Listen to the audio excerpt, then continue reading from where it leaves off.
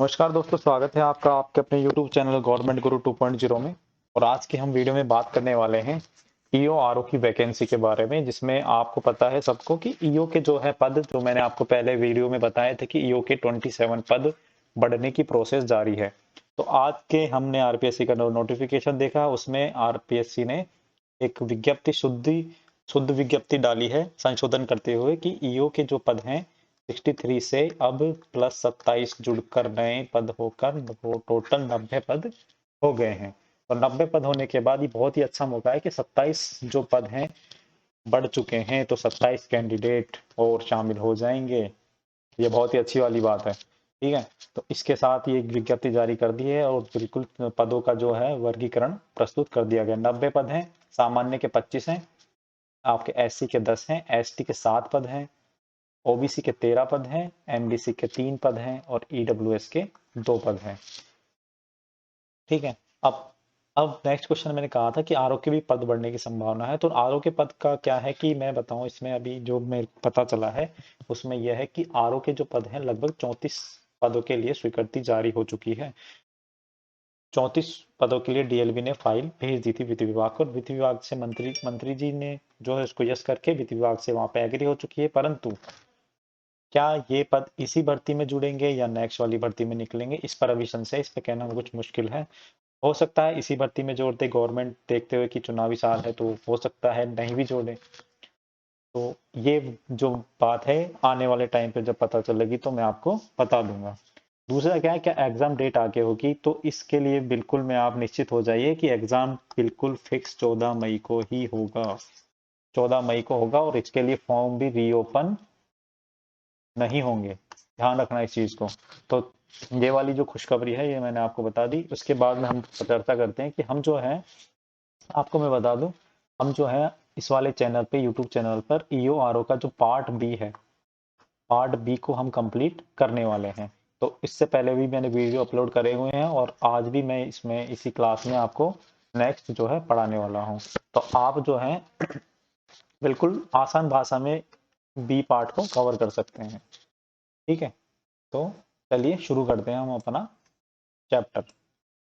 हमने 170 धारा तक कर लिया था। तो धारा 171 में क्या लिखा हुआ है, धारा 171 में क्या लिखा हुआ है, धारा 171 में लिखा है कि भूखंड के उपविभाजन या निजी मार्ग बनाने के लिए मंजूरी। उपविभाजन मतलब सब डिवीजन, उपविभाजन मतलब सब डिवीजन है ना। प्रत्येक व्यक्ति जो धारा 161 के अधीन योजनाओं की कार्यान्वयन की तारीख को या अपनी भूमि या भूखंड का उपविभाजन करने या ऐसी भूमि या उपखंड पर निजी मार्ग बनाने का आशय रखता है, तो ऐसे विवरणों को 20 के साथ जो उपविधियों में या सरकारी आदेशों में अवधारित मतलब नियम के अनुसार किए जाए, नगर पालिका को मंजूरी के लिए प्रस्तुत करेगा। मतलब कोई व्यक्ति, मतलब मान लो किसी का ये भूखंड है 300 वर्ग गज का, लेकिन वो इसमें भाइयों में बंटवारा हो गया, दो भाई हैं और ये बोलते हैं 150 में इसको जो है हमने बांट लिया। अब इसके अलग अलग दो पट्टे बना दो। पहले 300 गज का पट्टा था, अब ये 150 गज का पट्टा अलग बना दो, 150 गज का पट्टा अलग बना दो। इसे बोलते हैं उपविभाजन, सब डिवीजन, है ना। अब ये पहली चीज। दूसरी चीज क्या, निजी मार्ग बनाने में, मतलब अब एक ये भूखंड है ना, और यहाँ पे एक भूखंड है। अब ये अलग भाई का है, ये अलग भाई का है, लेकिन इसके जाने के लिए रास्ता ये वाला है। अब इसमें से निजी मार्ग बना सकता है, मतलब इस भूखंड तक पहुंचने के लिए अलग से गली निकाली जा सकती है। तो इसके लिए भी जो है कानूनों के अंदर रहते हुए जो है आप नगर पालिका में प्रस्ताव मंजूर कर सकते हैं, तो नगर पालिका में जो है आप आवेदन कर सकते हैं। नगर पालिका उपविधियों में जो लिखा हुआ है कि कालावधि के भीतर भीतर नगर पालिका में जो कालावधि लिखी हुई है उसके अंदर अंदर ऐसी योजनाओं को या तो बिना उपांतरणों के, मतलब परिवर्तन के, या परिवर्तन के साथ में मंजूरी दे सकेगी। मतलब नगर पालिका एक निश्चित समय के अंदर जो सब डिवीजन किया उसमें या तो परिवर्तन करे थोड़ा बहुत, या नहीं करती है तो परिवर्तन करके या नहीं करके, दोनों ही चीजें, नगर पालिका जो है मंजूरी दे सकेगी। नगर पालिका की राय में हो कि ऐसा विभाजन मार्ग बनाना या किसी भी तरह से योजना के प्रस्तावों से संगत नहीं है तो मंजूरी देने से इनकार भी कर सकती है। अगर नगर पालिका को लगता है कि यहाँ पे से रास्ता देना समीचीन नहीं है, मतलब उचित नहीं है, तो नगर पालिका उसको मंजूर भी नहीं करेगी। ये कोई नगर पालिका की शक्ति के ऊपर डिपेंड करता है, जो भी चाहिए की मौका रिपोर्ट होगी के ऊपर। मंजूरी से इनकार के लिए या मंजूरी में उपांतरण या शर्तों के अधिरोपण के लिए प्रतिकर संदेह नहीं होगा। मतलब किसी भी तरह का प्रतिकर मतलब कर नहीं दिया जाएगा। यदि कोई व्यक्ति उपधारा 1 के अधीन मंजूरी के लिए परिवर्तन या शर्तों के उल्लंघन में या उपधारा 2 के अधीन मंजूरी देने से इनकार करता है, उपधारा 2 में मंजूरी देने से इनकार कर देने के बावजूद कोई कार्य करता है, मतलब उन्होंने मंजूरी नहीं दी, कुल मिला के ये बात है, नगर पालिका ने मंजूरी नहीं दी, फिर भी वो उस पर काम करता है, तो नगर पालिका उसे लिखित नोटिस जारी करेगी सबसे पहले, और नोटिस जारी करने के लिए काम रोकेगी कि नगर पालिका उसका काम रुकवा देगी। उसकी फिर जांच होगी और जांच होने के बाद उसे अगर सही पाया गया, मतलब वो अपराधी पाया गया, तो उसे जो है काम को हटा देगी, उसे या तो गिरा देगी या उसकी भूमि के मूल स्थिति में परिवर्तित कर देगी। इसका मतलब यह है कि नगर पालिका के अगर ये लगा ना नगर पालिका को कि मतलब हमने इसको स्वीकृति नहीं दी है, मंजूरी नहीं दी है, उसके बावजूद भी ये व्यक्ति काम कर रहा है, तो उस काम को तुड़वा देगी, बंद करवा देगी, या फिर जो है उसको पहले वाली ही कंडीशन में उस भूमि को ला देगी, है ना। कोई भी व्यक्ति जो ऐसे नोटिस के तामील हो जाने के बाद, है ना, विकास कार्य जारी रखता है, मतलब ऐसे नोटिस जारी होने के बाद भी अगर वो काम जारी रखता है ना, उसके लिए क्या किया जाएगा, जुर्माना लगाया जाएगा। और जुर्माना कितना लगाया जाएगा, जुर्माना लगाया जाएगा 5,000 रुपए तक का हो सकेगा। ठीक है, इस तरह से इसमें धारा 171 में बात कही गई है। धारा 172 में क्या बात कही गई है, उपगत व्यय की वसूली। उपगत व्यय की वसूली मतलब नगर पालिका द्वारा धाराओं 168, धारा 169, धारा 170 और धारा 171 के अधीन कोई उपगत व्यय व्यतिकर्मी व्यक्ति या भूमि के स्वामी जो नगर पालिका की शोध्य रकम होगी, मतलब धारा 168 के अधीन, धारा 169, 70 और धारा 171 के अधीन जो भी नगर पालिका उस पे जो अपराध जो जुर्माना लगाती है, अगर वो जुर्माना नहीं देता है तो उसे भू राजस्व की बकाया के रूप में वसूल की जाएगी। ये आपका जो पेंडिंग है, जो जुर्माना है, इसको या तो चुका दो, नहीं तो हम भू राजस्व के लिए जो वसूली के लिए जो प्रक्रिया अपनाई जाती है उस प्रक्रिया से वसूल करेगी। सिंपल सी बात है। धारा 173, धारा 173 में लिखा हुआ कि परियोजना और स्कीमों का बनाया जाना या विषय वस्तु।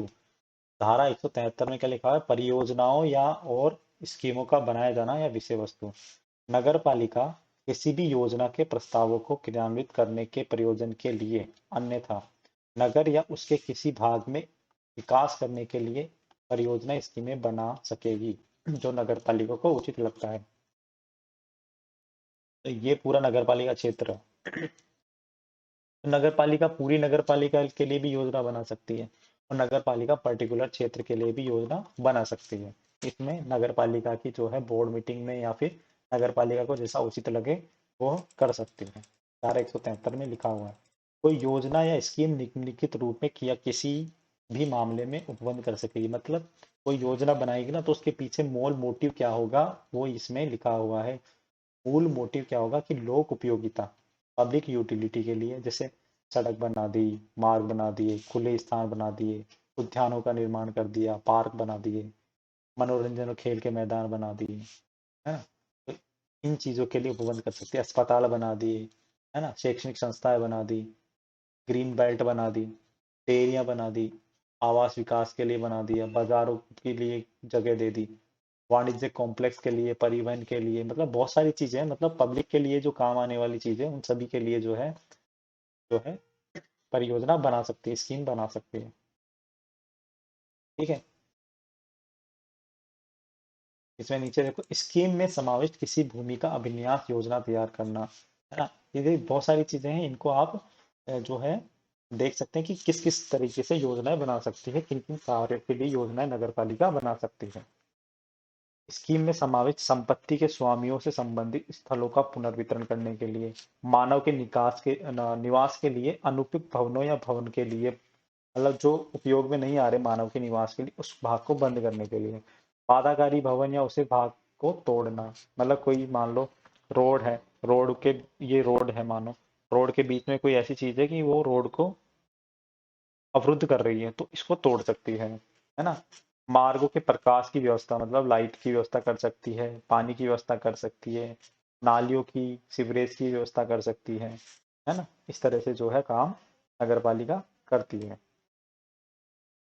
ये बहुत सारी चीजें हैं, इसमें ये नॉर्मल है, आप इसको देख लेना। अब हम नेक्स्ट धारा पे चलते हैं। धारा 174, परियोजना और स्कीमों की तैयारी।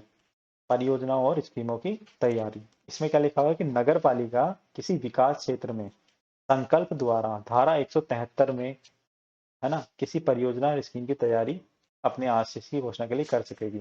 मतलब जो धारा 173 में इतनी सारी जो चीजें दे रखी है ना, उसमें किसी भी एक पर्टिकुलर सब्जेक्ट पर या विषय वस्तु पर जो है नगर पालिका संकल्प तैयार करेगी और संकल्प के आधार पर स्कीम बना सकेगी। ऐसी परियोजना या स्कीम बनाने के आशय की घोषणा जो है, घोषणा की तारीख से 30 दिवस के पश्चात नगर पालिका ऐसी घोषणा राजपत्र में करेगी। मतलब घोषणा कर दी, घोषणा के करने के बाद 30 दिवस के अंदर अंदर उसे राजपत्र में प्रकाशन करना जरूरी हो जाएगा। सिंपल सी बात है। और राजपत्र में घोषणा होने के 1 वर्ष के बाद में नगर पालिका एक, मतलब 1 वर्ष के अंदर अंदर नगर पालिका प्रारूप के रूप में परियोजना और स्कीम तैयार करेगी। मतलब सबसे पहले क्या होगा, संकल्प तैयार करेगी कि हम इस तरह से इस सब्जेक्ट पे जो है आपके विकास करना चाहते हैं, उसके लिए हम योजना निर्माण करेंगे। योजना का संकल्प तैयार होने के बाद 30 दिन के भीतर भीतर उसे गजट में नोटिफिकेशन करवाना पड़ेगा। गजट नोटिफिकेशन आ गया 30 दिन के अंदर, अब 1 वर्ष के अंदर अंदर इसका जो है प्रारूप तैयार करना पड़ेगा। प्रारूप तैयार करना पड़ेगा 1 वर्ष के अंदर अंदर गजट नोटिफिकेशन के बाद। किसी भी व्यक्ति से ऐसी तारीख के पूर्व में जो नोटिस में लिखी हुई है, जो कि नोटिस प्रकाशन की तारीख से 30 दिवस से पहले की नहीं होगी, सुझाव आमंत्रित करते हुए नोटिस और ऐसे प्रारूप को सार्वजनिक किया जाएगा। क्या किया जाएगा, मतलब नगर पालिका ने कोई योजना के लिए प्रारूप तैयार कर दिया, प्रारूप तैयार करने के बाद 30 दिन के लिए उसे कहाँ पे किया जाएगा, मतलब आक्षेप मांगे जाएंगे, सुझाव मांगे जाएंगे, पब्लिक ही किया जाएगा उसे। और जब आक्षेप आ जाएंगे तो उन आक्षेपों को वो विचार करेगी नगर पालिका। आक्षेप मतलब हो गया आपकी आपत्तियां। मान लो कि कोई कान के बीच में से, मतलब कोई मकान, रोड को चौड़ी करने की योजना है, ठीक है, ये रोड को चौड़ी करने की योजना है। रोड चौड़ी करने के लिए अब यहाँ पे जो मकान वगैरह बने हुए हैं और इनको मुआवजा दिलाने की बात आ गई। तो रोड चौड़ी होने से पहले ये आसपास के लोग बोलेंगे कि हाँ यहाँ पे रोड चौड़ी मत करो क्योंकि हमारे यहाँ पे मकान टूटने वाले हैं। तो आपत्ति आ गई, आपत्तियों का निस्तारण किया जाएगा ना। निस्तारण किसी तरह से किया सकता है, या तो इन्हें मुआवजा दिया जाए या इन्हें यहाँ पे बेदखल करके दूसरी जगह पे जो है जगह दी जाए। किसी भी तरह से उनका जो है आपत्तियों का, समस्त जो भी आपत्तियां आएंगी उनका जो है समस्त आपत्तियों का निस्तारण किया जाएगा। ठीक है। किसी, मतलब उस योजना में परिवर्तन के साथ या बिना किसी परिवर्तन के परियोजना में अनुमोदन के बाद तुरंत पश्चात गजट नोटिफिकेशन में निकाला जाएगा। आक्षेपों का निस्तारण करने के बाद उसमें क्या होगा कि या तो परिवर्तन हो जाएगा, नहीं होगा तो भी उसमें जो अनुमोदन हो जाएगा, अनुमोदन होने के बाद उसे गजट नोटिफिकेशन निकल जाएगा। ठीक है, गजट नोटिफिकेशन निकल के ही जो है वो योजना लागू हो जाएगी। ये लिखा हुआ है धारा 174 में।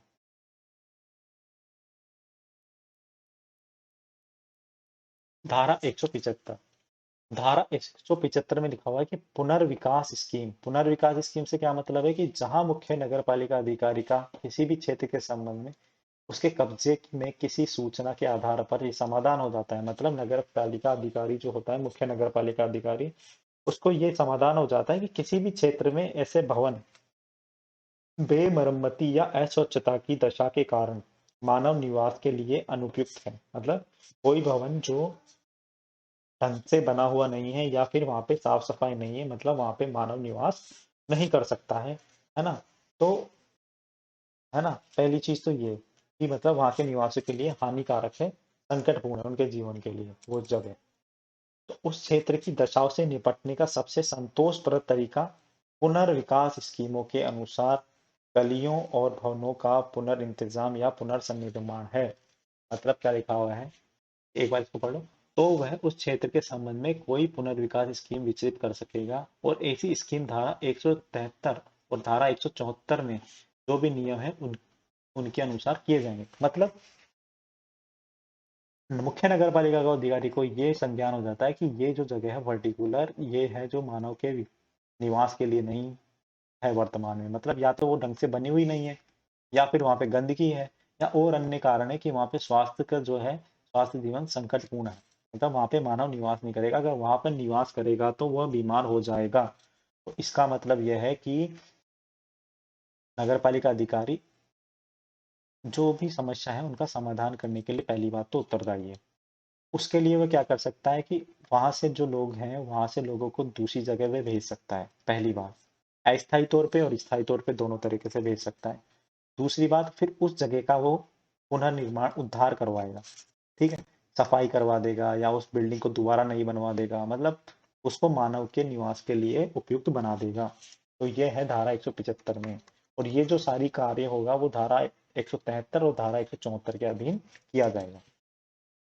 अब बात करते हैं हम धारा 176 की। धारा 176 की बात करते हैं कि परियोजना और स्कीम को अनुमोदन के लिए नगर पालिका को प्रस्तुत करना। परियोजना और स्कीम को अनुमोदन के लिए, अनुमोदन कौन करेगा? नगर पालिका। कि मुख्य नगर पालिका अधिकारी द्वारा नगर पालिका को अनुमोदन के लिए प्रस्तुत की जाएगी और नगर पालिका जो यह आवश्यक समझे अनुमोदन कर सकेगी, या स्कीम को अस्वीकार भी कर सकती है। अगर नगर पालिका को लगता है कि ये स्कीम जनता के हित में नहीं है तो वह उस जो प्रारूप है उसको बिल्कुल नकार सकती है। मुख्य नगर पालिका अधिकारी कोई नई स्कीम विकसित करने की अपेक्षा करेगी। मतलब मुख्य नगर पालिका अधिकारी को ये कहेगी नगर पालिका कि आप ये वाली स्कीम तो कोई काम की नहीं है, नई स्कीम लेके आओ। फिर वो जो है नई स्कीम भी ला सकता है। धारा 176 में साफ साफ लिखा हुआ है। किसी भी स्कीम की घोषणा के पश्चात भूमि के उपयोग और विकास पर निर्बंधन, निर्बंधन मतलब धारा 174 के अधीन प्रारूप स्कीम के प्रकाशन की तारीख या उसके पश्चात कोई भी व्यक्ति परियोजना या स्कीम में सम्मिलित किए गए क्षेत्र के भीतर किसी भी भूमि या भवन के उपयोग का प्रारंभ या परिवर्तन या किसी विकास का कार्यान्वित तब तक नहीं करेगा जब तक ऐसे व्यक्ति इस निमित्त बनाई गई विधियों के अनुसार नगर पालिका से ऐसा करने का आवश्यक अनुज्ञा नहीं ले लेगा। मतलब नगर पालिका ने कोई स्कीम बनाई और स्कीम में कोई भी व्यक्ति, स्कीम के अंदर नगर पालिका ने कोई स्कीम अनुमोदन कर दी और स्कीम के अंदर कोई भी व्यक्ति तब तक कोई नया निर्माण नहीं करेगा, कोई भी कार्य नहीं करेगा जब तक वह नगर पालिका से लिखित में परमिशन नहीं ले ले, अनुमति नहीं ले ले, लाइसेंस नहीं ले ले, तब तक वह ऐसा काम नहीं करेगा। परंतु इसमें देखिए ये इंपॉर्टेंट चीज है बहुत। परंतु ऐसा व्यक्ति ग्राम आबादी सीमाओं के भीतर ग्राम पंचायत द्वारा मंजूर अनुज्ञा के अनुसार, मतलब अभी बताता हूँ आपको। परंतु किसी भी व्यक्ति के लिए ग्राम की आबादी सीमाओं के भीतर ग्राम पंचायत द्वारा कोई मंजूर की गई लाइसेंस है, ऐसा कोई लाइसेंस जो मतलब ये जो योजना जो प्रारूप स्कीम है उसके अनुसार जो है संगत है, मतलब उसके अनुसार ही जो है ग्राम पंचायत ने उसे मंजूरी दे दी है, तो वह विकास कर सकता है, वहां पे जो है निर्माण कर सकता है। ठीक है। धारा 178। देखो इस मेरा जो है इस वीडियो बनाने का उद्देश्य यह है कि आपको बिल्कुल ये जो लैंग्वेज टिपिकल है वो बिल्कुल इजी वे में समझ में आ जाए, है ना। मेरा आप इसमें से नोट्स बनाना चाहते हो नोट्स बना लीजिए। बाकी आपको इजी वे में, मतलब आप इस क्लास को लेने के बाद अगर आप इसको पढ़ोगे ना दोबारा या किसी भी बुक में से पढ़ोगे तो आपको बिल्कुल इजी वे में समझ में आ जाएगा। इससे इजी वे में कोई भी ट्रांसलेशन नहीं है, ना ही इससे इजी वे में कोई समझाने वाला है। मैंने तो बहुत सारी किताबें देखी हैं, सभी किताबों में कॉपी पेस्ट है ना। इससे पहले मेरे क्या था कि मैं आपको हैंड रिटन उपलब्ध करवाता था, लेकिन अभी मैं ये जो पार्ट है ना, ये वाला जो नगरीय विकास और ये वाला है, ये वाले इस वाले पार्ट में मैं आपको, क्योंकि ये बिल्कुल इजी है तो मेरे को जरूरत लगी नहीं इस तरह की कि मैं आपको इसमें हैंड रिटन की आवश्यकता है, मैं आपको इसमें समझा रहा हूँ। बाकी इससे आगे वाले पार्टों में मैंने हैंड रिटन बना रखे हैं, वेल इन वाले पार्ट में मैंने नहीं बनाए थे। क्यों नहीं बनाए? क्योंकि ये बिल्कुल ईजी लैंग्वेज में मैं आपको समझा रहा हूँ और ये बिल्कुल ईजी लैंग्वेज में समझ में भी आ जाएंगे। इसके बाद आप दोबारा किताब पढ़ के देखोगे तो आपको बिल्कुल समझ में आ जाएगा। चलो शुरू करते हैं। धारा 178 स्कीम का व्यक्तिगत होना, मतलब धारा 174 के अनुसार जो अनुमोदित स्कीम थी ना, उस स्कीम को है ना उसके प्रकाशन की तारीख से 2 वर्ष की कालावधि के भीतर भीतर, मतलब 2 वर्ष के अंदर अंदर क्रियान्वित करने में अगर नगर पालिका विफल रहती है तो 2 वर्ष की कालावधि की समाप्ति पर वह परियोजना स्कीम समाप्त हो जाएगी। मतलब नगर पालिका अगर कोई स्कीम बना दी तो 2 वर्ष तक उसकी जो है क्रियान्वयन नहीं कर पाती है सही ढंग से, तो 2 वर्ष के भीतर भीतर फिर वो है जो समाप्त हो जाएगी वो स्कीम। यह है इसका मतलब।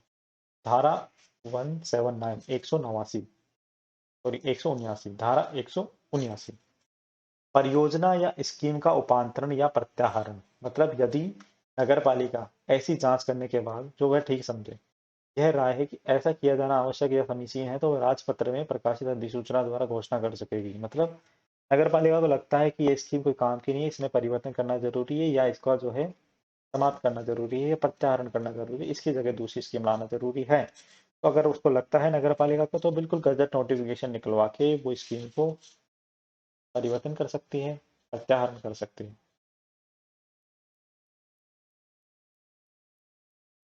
ठीक है। धारा 180 नगर पालिका से स्कीम बनाने की अपेक्षा करने की राज्य सरकार की शक्तियां, मतलब नगर पालिका से अपेक्षा है राज्य सरकार को, राज्य सरकार नगर पालिका को कह सकती है, नगर पालिका मुख्य नगर पालिका अधिकारी को नगर के किसी क्षेत्र के संबंध में कोई विकास स्कीम तैयार करने के लिए निर्देश दे सकती है। ये धारा 180 में लिखा हुआ है, सिंपल सी बात। धारा 180 में क्या लिखा है कि नगर पालिका मुख्य नगर पालिका अधिकारी को क्या दे सकती है, जो आपके कोई स्कीम तैयार करने के लिए दे सकती है। किसी भी परियोजना या स्कीम की व्यावृत्ति क्या होती है, इस अधिनियम के किसी भी उपबंध में मंजूर की गई किसी योजना में नगर पालिका को उक्त योजना के अंतर्गत नहीं आने वाली कोई परियोजना स्कीम को बनाने तथा उसे क्रियान्वित करने के लिए स्वतंत्रता होगी। नगर पालिका को स्कीम को लागू करने के लिए बनाने के लिए स्वतंत्रता होगी। यदि नगर पालिका की राय में ऐसा किया जाना आवश्यक है, लोकहित में है, उक्त योजना है ना या लोकहित में है तो उक्त योजना उस सीमा तक उपांतरित की गई समझी जाएगी। मतलब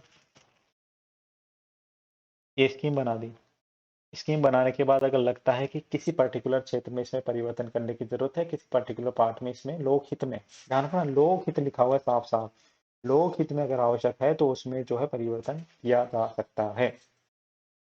धारा 182 की भूमि के उपयोग के परिवर्तन पर निर्बंधन और भूमि के उपयोग का परिवर्तन अनुज्ञात करने की राज्य सरकार की शक्तियां, मतलब क्या है कि नगर पालिका क्षेत्र में किसी भी भूमि का उपयोग उस प्रयोजन से भिन्न किसी प्रयोजन के लिए जिसके लिए भूमि राज्य सरकार या नगर पालिका या किसी अन्य स्थानीय प्राधिकारी द्वारा समय प्रवत किसी विधि के अनुसार किसी व्यक्ति को मूल आवंटित या विकृत की गई थी या किसी मास्टर योजना या किसी भी वह परिवर्तन हो प्रयोजन से अन्यथा नहीं करेगा या करने की अनुमति नहीं देगा। अब ये वाली चीज है, अब ये चीजें देखो लैंग्वेज इतनी टिपिकल है ना कि समझ में नहीं आ रही। अब इसका सिंपल सा मतलब ये है कि अपन अपन के पास सबके पास मकान है, मकान के लिए पट्टा दिया हुआ है। अब पट्टा दिया हुआ है ना तो जेडी ने, जैसे मान लो जेडी ने पट्टा दिया या नगर पालिका ने पट्टा दिया तो उस पट्टे में लिखा हुआ आता है कि आवासीय उपयोग हेतु, आवासीय उपयोग हेतु। ठीक है। अब क्या होता है कि कुछ लोग यहाँ पे दुकानें बना लेते हैं, मॉल बना लेते हैं आवासीय उपयोग में, कॉमर्शियल एक्टिविटी मतलब उसमें व्यावसायिक गतिविधि का संचालन कर लेते हैं। तो नगर पालिका क्या करती है कि नगर पालिका आवासीय उपयोग को परिवर्तन जो कर लेते हैं ना लोग, उसको करने से रोकती है। अगर आपको ये लैंड यूज चेंज करवाना है उसके लिए अलग प्रोसेस है, उसके लिए बिल्कुल राशि जमा होती है, आप वो करवा के ये सारी एक्टिविटी कर सकते हो, परंतु बिना मतलब आवासीय पट्टे पर आप कॉमर्शियल गतिविधि नहीं कर सकते। इसका मतलब ये है 182 में। नेक्स्ट देखो, कोई भी व्यक्ति नगर पालिका क्षेत्र में ऐसी किसी भी भूमि का उपयोग उस प्रयोजन से भिन्न किसी अन्य प्रयोजन के लिए नहीं करेगा, ना ही अनुज्ञा देगा। ये लिखा हुआ है इसमें। ठीक है। अब जो मैं कह रहा था उसका सार क्या है कि जैसे मैं बोल रहा था ना कि आवासीय से कोई वाणिज्य उपयोग नहीं करेगा, वाणिज्य से कोई अन्य प्रयोजनार्थ उपयोग नहीं करेगा, औद्योगिक से कोई वाणिज्य उपयोग नहीं करेगा। मतलब जो लैंड जो आवासीय है तो उसका कॉमर्शियल यूज नहीं होगा, कोई लैंड अगर कॉमर्शियल है तो उसका कोई इसके कॉमर्शियल के अलावा अन्य यूज नहीं किया जाएगा, है ना। कोई लैंड अगर इंडस्ट्रियल है, औद्योगिक है, औद्योगिक लैंड का वाणिज्यिक उपयोग नहीं किया जाएगा। कोई जगह सिनेमा के लिए ही दे रखी है तो उसका कॉमर्शियल यूज नहीं होगा। इसी तरह होटल का वाणिज्यिक रूप नहीं होगा। इस तरह से ये सारी चीजें हैं। अगर उसको जो लैंड को यूज करना है तो पहले देखा जाएगा मास्टर प्लान में वो जगह देखिए क्या होता है कि हर जगह का मास्टर प्लान है 2011 में बना था, 2025 तक चल रहा है अभी मास्टर प्लान। मास्टर प्लान में यह है कि पहले से सारी चीज डिसाइड है कि इस जगह तो कॉमर्शियल एक्टिविटी होगी, ये जो मेन रोड होगी, और ये जो है मेन रोड होगी, कॉलोनी में छोटी छोटी रोडें होंगी, हाँ यहाँ पे तो रेजिडेंशियल होगा, यहाँ पे कॉमर्शियल होगा। अभी मेन रोड होते हैं ना, इनके आसपास वाले जो भी एरिया होता है वो मोस्टली कॉमर्शियल होता है मास्टर प्लान के अकॉर्डिंग। परंतु मास्टर प्लान तो 2011 में बना है और जमीन तो पहले से 2011 से, तो 2011 से पहले हो सकता है ये जगह कॉमर्शियल नहीं होके आवासीय हो, आवासीय पट्टे हों। परंतु यहाँ पे लोग जो है कॉमर्शियल एक्टिविटी करते हैं, दुकान बना लेते हैं, मॉल बना लेते हैं, है ना। इसके लिए क्या होता है कि ऐसे उपयोग नहीं किया जाता, ये होता है गैर कानूनी। ठीक है। अब इसमें क्या है कि अगर कॉमर्शियल मास्टर प्लान के अकॉर्डिंग एक जगह कॉमर्शियल है तो इसका पहले क्या है पट्टा चेंज कराना होता है, आवासीय से कॉमर्शियल कराना होता है इसको। इसकी जो प्रक्रिया है वो पूरी प्रक्रिया चलती है, जो है राशि जमा होती है, उसके बाद इसमें आप कॉमर्शियल एक्टिविटी विधि पूर्वक कर सकते हो। ये होता है इसमें मोस्टली। यहाँ पर राज्य सरकार उपधारा 3 के अधीन उसके द्वारा प्राधिकृत किसी अन्य प्राधिकारी को यह समाधान हो जाता है कि व्यक्ति ने जिस इस धारा के अधीन अनुज्ञा या नियमन के लिए आवेदन किया था या आवेदन नहीं किया है,